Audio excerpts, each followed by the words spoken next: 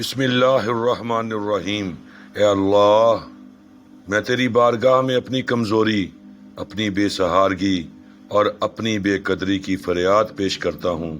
یہ وہ لمحہ ہے جب ہمارے پیارے نبی صلی اللہ علیہ وآلہ وسلم مکہ کی سختیوں سے تھک کر امید کے ساتھ طائف کی سرزمین پر تشریف لائے۔ سن 10ویں نبوی جب حضرت خدیجہ رضی اللہ تعالیٰ عنہا اور ابو طالب کا سایہ دنیا سے اٹھ گیا، مکہ والوں نے ظلم بڑھا دیا، تب میرے پیارے نبی رسول اللہ صلی اللہ علیہ وآلہ وسلم نے سوچا کہ شاید اہل طائف اسلام کی بات سنیں گے، شاید یہ قبیلہ حق کو قبول کرے گا۔ آپ کے ساتھ حضرت زید بن حارثہ رضی اللہ تعالیٰ عنہ بھی تھے۔ دونوں نے تقریباً 100 کلومیٹر کا سفر پیدل طے کیا۔ جب آپ صلی اللہ علیہ وآلہ وسلم طائف پہنچے تو وہاں کے 3 سرداروں سے ملاقات کی، عبد یا لیل، مسعود اور خبیب۔ مگر افسوس انہوں نے گستاخی اور تکبر سے دین کا انکار کیا۔ کسی نے کہا اگر اللہ نے تمہیں نبی بنا دیا ہے تو میں خانہ کعبہ کو ڈھا دوں گا، اور کسی نے کہا کیا اللہ کو تمہارے علاوہ کوئی نہیں ملا؟ یہ صرف انکار کیا، نہ صرف انکار کیا بلکہ بدبختوں نے شہر کے لوگوں اور بچوں کو بھڑکایا کہ وہ نبی صلی اللہ علیہ وآلہ وسلم پر ہنسیں، آوازیں کسیں اور پتھر برسائیں۔ آپ کے قدم زخمی ہو گئے، جوتے خون سے تر بتر، جوتے خون سے بھر گئے۔ یہی وہ مقام ہے جسے آج وادی محسن اور مسجد کنتارا کہا جاتا ہے۔ میرے بھائیوں اور دوستوں، بزرگوں،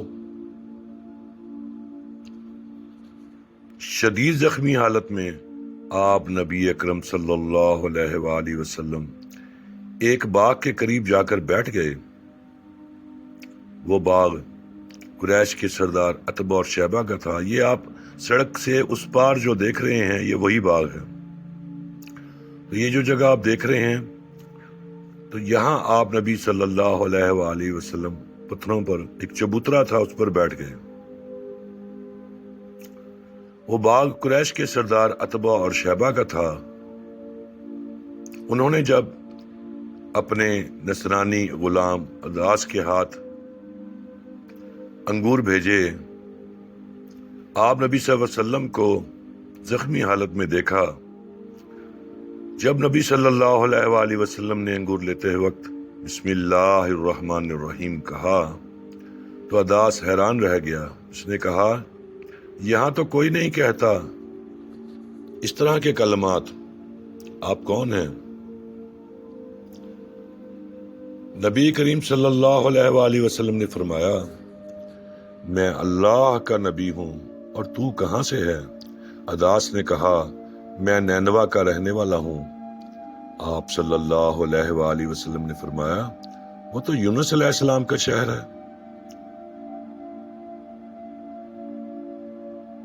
تو عداس نے کہا کہ آپ انہیں کیسے جانتے ہیں؟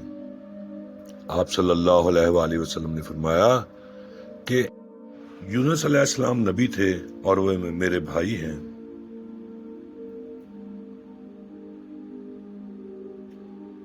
اور آپ اسی شہر سے آئے ہیں۔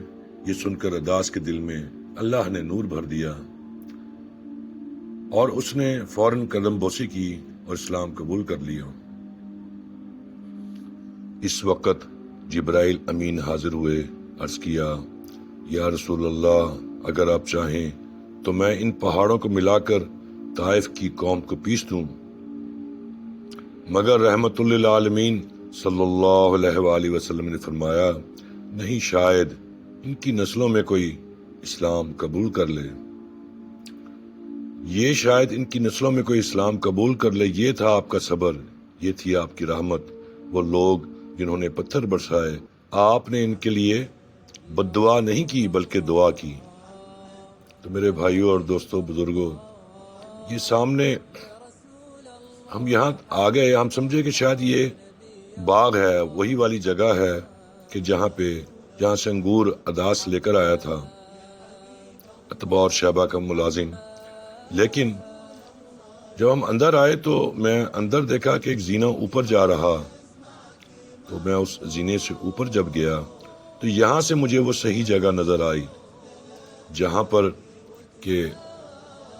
جہاں کے انگور زخمی حالت میں آپ کو پیش کیے گئے۔ ہم یہ جو جگہ آپ دیکھ رہے ہیں کہ جہاں پہ کہ فروٹ سیل ہو رہا ہے، وہ اسی علاقے کا ہے۔ ہم بھول کر اس جگہ پر آ گئے تھے اور کچھ اور لوگ بھی اسی طرح بھول کر اندر آ گئے۔ تو اصل میں یہ وہ جگہ نہیں ہے کہ جہاں پر انگوروں کا باغ تھا، لیکن خوش نصیبی سے ہم ایک ایسی جگہ پہنچے ہیں۔ اچھا، کچھ اور لوگ بھی بھول کر وہ اسی باغ کی طرف جانے لگے تو وہ بھی بھول کر اس طرف آ گئے۔ تو یہ دیکھیں، یہ آم کا بھی ایک درخت یہاں لگا ہوا ہے، یہ آم کا درخت ہے۔ اس طرح یہاں پہ انار کے بڑے خوبصورت پودے لگے ہوئے ہیں، یہ انار بھی لگے ہوئے ہیں بڑے خوبصورت جی۔ اور یہ سیڑھیاں جا رہی ہیں، اس سے میں اوپر چلا گیا نا، تو اوپر جا کے بالکل سامنے جب میں نے دیکھا، اوہو، تو مجھے فوراً میرے ساتھ جو مقامی تھا اس نے بتلایا کہ یہ ہے وہ جگہ۔ وہ بھی پہنچ گیا اتنی دیر میں، اس نے بتلایا کہ یہ وہ باغ ہے جہاں ایک دور میں انگور کا باغ تھا۔ یہ تو اب بھی یہاں کاشتکاری ہوتی ہے، لیکن یہاں یہ دیکھیں، یہ زیتون کے کچھ چند درخت ہیں، کافی سارے درخت ہیں کہ زیتون کے، یہاں تیر کہا جاتا ہے انہیں، اور اسی طرح شہتوت کے بہت سارے درخت ہیں یہاں پر، اور شہتوت لگے بھی ہوئے ہیں، اور وہ سامنے بند گوبھی لگی ہوئی۔ تو یہ کاشتکاری ہے۔ طائف جو ہے بڑا سرسبز علاقہ ہے، یہاں پہ باغات بھی ہیں، کھیتی باڑی بھی ہوتی ہے، اور کھجور تو بکثرت پورے سعودیہ میں تقریباً ہر جگہ ہوتی ہے۔ تو اکثر لوگ اس جگہ پہ بھول کر آ جاتے ہیں۔ تو یہ وہ گلیاں ہیں، اصل میں یہ ہم اس طرف آ گئے ہیں، یہ وہ گلیاں ہیں جہاں میرے نبی صلی اللہ علیہ وآلہ وسلم کو ستایا گیا۔ جب ہم لوگ آئے تھے تو اتنے زائرین نہیں تھے یہاں، اب ماشاءاللہ سے بہت سارے لوگ پہنچ گئے ہیں۔ تو یہ وہ پرانی، یہ قدیم علاقہ ہے طائف کا، قدیمی علاقہ، اور یہی وہ گلیاں ہیں جن پر ہم جا رہے ہیں، یہی وہ رستے ہیں۔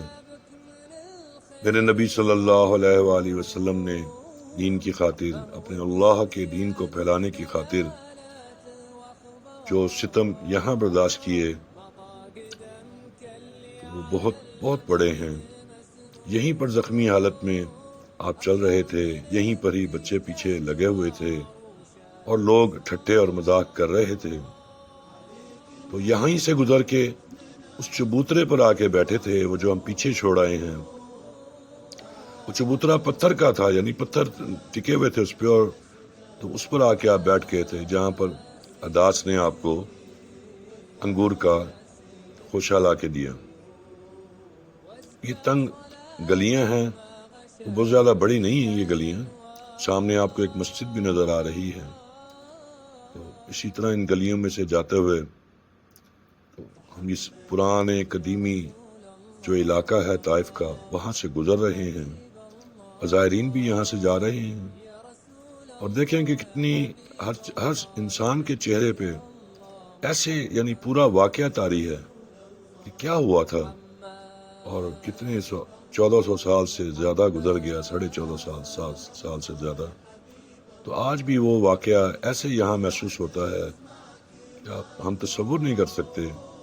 اور یہ دیکھیں میرے نبی صلی اللہ علیہ وآلہ وسلم کی محنت کا نتیجہ کہ آج پوری دنیا میں 7 ارب سے زیادہ مسلمان ہیں، اور آپ نبی صلی اللہ علیہ وسلم نے اپنے صحابہ پر بھی محنت کی۔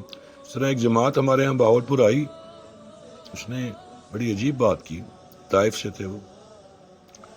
عصر کا جب وہ بیان کرنے لگے، بات کرنے لگے عصر کے بعد، تو غالباً میڈیکل کالج کی مسجد تھی، مجھے کس لیے بتلایا، تو وہ جو بیان فرما رہے تھے وہ طائف سے تھے، وہ رونے لگ گئے۔ میں فرمایا کہ کیا ہوتا اگر میرے نبی صلی اللہ علیہ وآلہ وسلم دعا دے دیتے تو آج میں آپ لوگوں کے سامنے کھڑا بیان نہ کر رہا ہوتا، میں پاکستان نہ آتا۔ کیوں کہ میرے اکابرین میں سے وہی لوگ تھے کہ جنہوں نے میرے نبی صلی اللہ علیہ وآلہ وسلم کو پر ستم کیے، ظلم کیے۔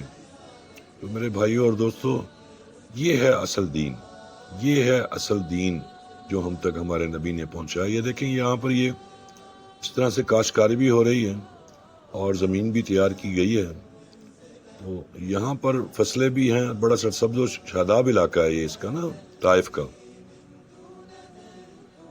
وہ لوگ جنہوں نے پتھر برسائے، آپ نے ان کے لیے بد دعا نہیں کی بلکہ دعا کی۔ اے سننے والو، یہ ہے ہمارے نبی کا عظیم کردار۔